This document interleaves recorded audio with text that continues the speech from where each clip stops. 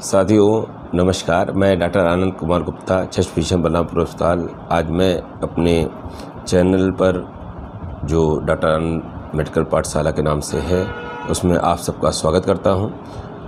साथियों, allergic rhinitis के विस्तृत वर्णन के बाद हम लोगों ने पिछले वीडियो में जाना कि नॉन एलर्जिक राइनाइटिस कितने प्रकार की होती है और आज उन्हीं प्रकारों में से कुछ प्रकारों की चर्चा आज हम करेंगे। नॉन एलर्जिक राइनाइटिस का पहला बड़ा टाइप है non allergic rhinitis with eosinophilic syndrome, NARES, नेयर्स कहलाता है, नेयर सिंड्रोम कहलाता है। इसको हम लोग इओसिनोफिलिक राइनाइटिस के नाम से भी जानते हैं। ये एक क्रॉनिक अर्थात दीर्घकालिक, परसिस्टेंट अर्थात लगातार बनी रहने वाली नॉन एलर्जिक राइनाइटिस है, जिसमें हमको बार बार छींकें आना अर्थात स्नीजिंग, नाक से पानी आना, राइनोरिया, नाक में खुजली होना, नेजल इचिंग या नेजल प्लूराइटिस का होना इत्यादि लक्षण होते हैं। इसके अंदर एलर्जिक राइनाइटिस के मुकाबले घ्राण शक्ति का लगभग शून्य प्राय हो जाना होता है, अर्थात एलर्जिक राइनाइटिस में घ्राण शक्ति में तो केवल कमी आती है जबकि नेयर सिंड्रोम में घ्राण शक्ति लगभग शून्य प्राय हो जाती है। इसमें हमको सूंघने की क्षमता, सूंघ के आधार पे स्मेल करने की क्षमता हमको नहीं डिफ्रेंशिएट कर पाते। और इसकी जो सबसे ख़ास बात होती है कि इसकी म्यूकोसा की जो साइटोलॉजी होती है, सेल्स के स्टडी में जब हम लोग देखते हैं उसके सिक्रीशंस को म्यूकोसा के, तो हम लोग को इसमें इओसिनोफिल्स बढ़ी हुई मिलती हैं। 5 से 25% तक इसका रेंज आता है या इसके ज़्यादा भी, और यूजुअली 20% के आसपास इओसिनोफिल्स मिलती हैं। इसीलिए इसका नाम non allergic rhinitis with eosinophilic syndrome कहा रखा गया।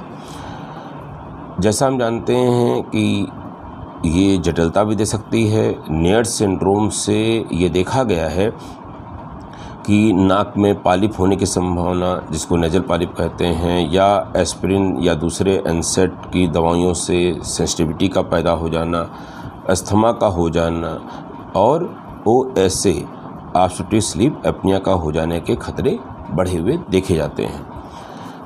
अगर non allergic non atopic person में जो नेज़ल म्यूकोसा है, अगर वहाँ पर लोकल IgE अर्थात लोकल एलर्जी बढ़ी मिलती है, लोकल IgE बढ़ी हुई मिलती है, तो हम लोग इस कंडीशन को लोकल एलर्जिक राइनाइटिस भी कहते हैं और इसको एनटॉपी ENTOPY भी कहते हैं। और इसका इलाज, नेयर सिंड्रोम का इलाज एलर्जी के दवाओं के पैटर्न पे ही होता है, अर्थात इसमें भी एंटीहिस्टामिनिक्स और नेजल जो कॉर्टिकोस्टेरॉइड स्प्रेज होते हैं, यही प्रयोग में मुख्यतः लाए जाते हैं इसके इलाज में भी, क्योंकि इओसिनोफिलिक इसके अंदर पिक्चर होती है। दूसरा टाइप है नॉन एलर्जिक राइनाइटिस का हार्मोनल राइनाइटिस। तो हार्मोनल राइनाइटिस उसमें होगा जिसमें किन्हीं कारणों से कहते हैं कि बार बार हार्मोन के स्तर में बदलाव होगा, और इसीलिए ये ज़्यादातर महिलाओं में देखी जाती है कि उनमें बहुत से कारणों से बार बार हार्मोन के परिवर्तन की कंडीशन पैदा होती है, जैसे उनके हर महीने मासिक ही आता है। तो हार्मोन जब बदलते हैं शरीर में, किसी में भी, नर या पुरुष या स्त्री में, तो कहते हैं कि नाक में जकड़न होना, नेजल कंजेशन, नाक में पानी आना, राइनोरिया की कंडीशन पैदा हो जाती है।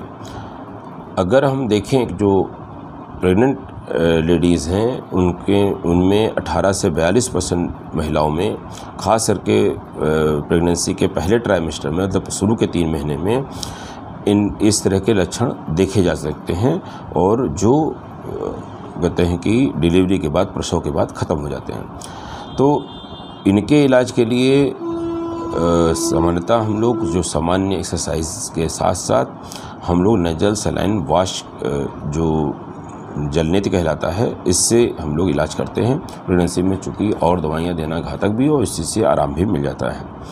अन्य जो बदलते हार्मोन स्तर वाली बीमारियां हैं जैसे या स्थितियां हैं जैसे प्यूबर्टी का होना, मतलब यौनारंभ का होना, या बार बार जो रेगुलर मेंसेस आते हैं 15 से 45 साल की औरतों में, वो उसका चक्र चलना, पोस्ट मेनोपॉजल औरत में हार्मोन की कमी से जो कुछ परेशानियां पैदा होती हैं जिसको हम लोग पोस्ट मेनोपॉजल सिम्टम कहते हैं, उनके इलाज में कभी कभी कुछ महिलाओं में हम लोगों को हार्मोन रिप्लेसमेंट थेरेपी देनी पड़ती है। उसका दिया जाना, कहते हैं कि हाइपोथायराइडिज्म की स्थिति होना, या जो ओरल कंट्रासेप्टिव पिल्स मुखी गर्भनिरोधक गोलियां खाती हैं उनका खाना, ये सब वो स्थितियां हैं जिसमें जो है हार्मोन बदलता रहता है तेज़ी से, उसकी वजह से ये रायनाइटिस जैसे लक्षण आते हैं। तो जिसमें जिस कारण से लक्षण आ रहे होते हैं उसमें उस तरह का इलाज तय किया जाता है और उसको लक्षण को नियंत्रित किया जाता है। तीसरा टाइप आता है ड्रग इंड्यूस्ड रायनाइटिस। ड्रग इंड्यूस्ड रायनाइटिस में बहुत सी दवाएं, जैसे अभी हम लोगों ने OCP की बात करी, ओरल कंट्रासेप्टिव पिल की बात करी, या एंटी हाइपरटेंसिव ड्रग मतलब BP की दवाइयाँ जिसको हम लोग कहते हैं, उसमें भी दो वर्ग जैसे ACE इनहिबिटर जिसमें हमारी रेमिप्रिल, इनालाप्रिल इस तरह की दवाइयाँ आती हैं, या बीटा ब्लॉकर्स जिसमें हमारी मेटोप्रोलाल, नेबिवोलाल इत्यादि आती हैं।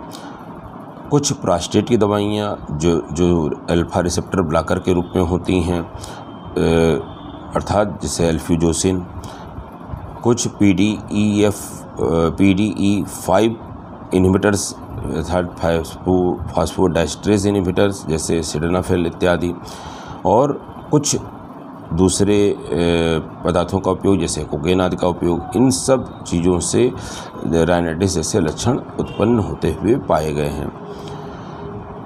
कुछ दवाइयाँ पेन किलर्स जैसे एस्पिरिन या दूसरे एनसेट्स होते हैं, non steroidal anti inflammatory drugs, मतलब यानी कि इनमें स्टेरॉयड ना होने के बावजूद सोथ अर्थात इन्फ्लेमेशन कम करने की ताकत, ये भी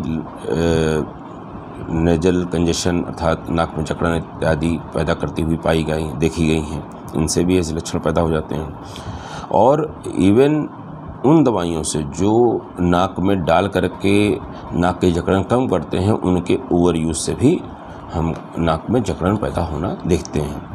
इन सब में जो बदली जा सकती है दवाइयाँ, उनको तो हम लोग बदल करके ठीक कर लेते हैं। जैसे हमको मान लीजिए BP की दवा से कोई परेशानी हो रही तो दूसरी BP दवा ग्रुप की दवा दे दी।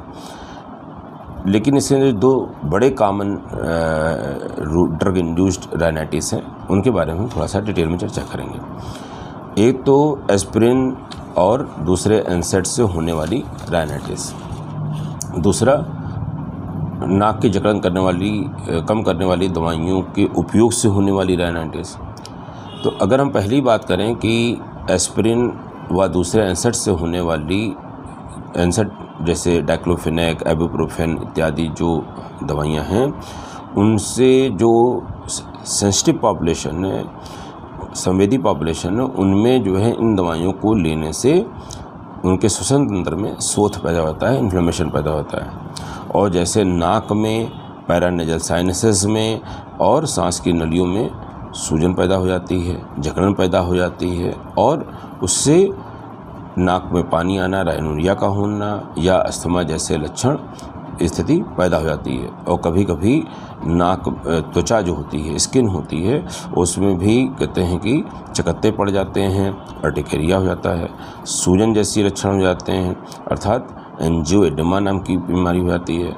कभी कभी पेट में दर्द पैदा हो जाता है, नाजिया वोमिटिंग होने लगती है, एनाफाइलेक्सिस तक भी हो जाती है, जिसकी वजह से मरीज की मृत्यु तक हो सकती है। तो ये इम्पॉर्टेंट हिस्सा था, इसलिए इस पर चर्चा कर रहे हैं।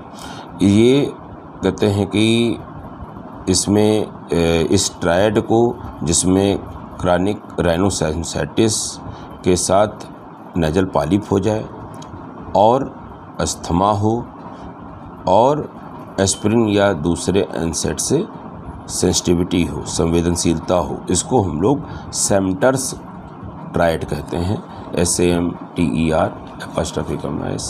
तो सेम्टर्स ट्रायड होता है।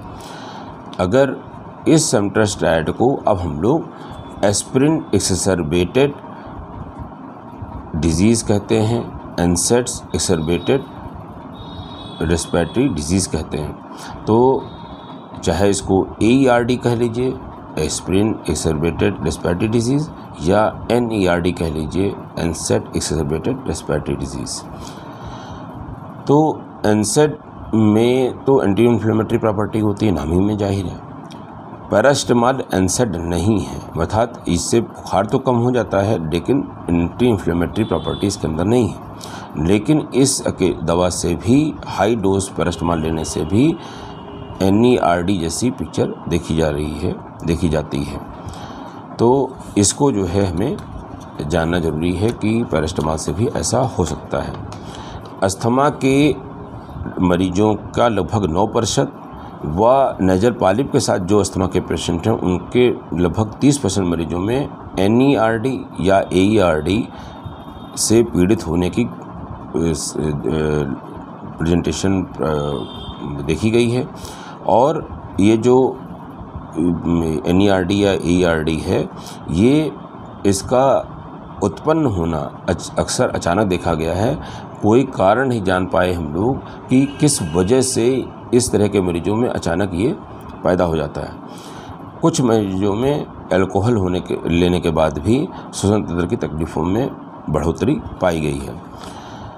NERD में इलाज की दृष्टि से ये पाया गया रिसर्च के दौरान कि इसके अंदर ल्यूकोट्राइन का अत्यधिक उत्पादन कहते हैं कि NERD का कारण बनता है, और इसीलिए ल्यूकोट्राइन के कार्य को रोकने वाले दवाइयाँ, इनहिबिटर्स जैसे मंटुलिकास्ट या जेफिरलुकास्ट इत्यादि का उपयोग, या फिर ल्यूकोट्राइन का उत्पादन कम करने वाली दवाइयाँ जैसे जिलुटान का उपयोग ज़्यादा बेहतर पाया गया है। तो ENT सर्जन की सलाह पर इन दवाओं के साथ अगर पॉलिप एक लिमिट से ज़्यादा बढ़ गया है तो हम कहते हैं कि पॉलिप का इलाज करा सकते हैं। कार्डिक साइनसाइटिस हो गई है तो उसका इलाज करा सकते हैं। तो और अस्थमा अगर साथ में है तो अस्थमा का गुणवत्तापरक इलाज करा सकते हैं।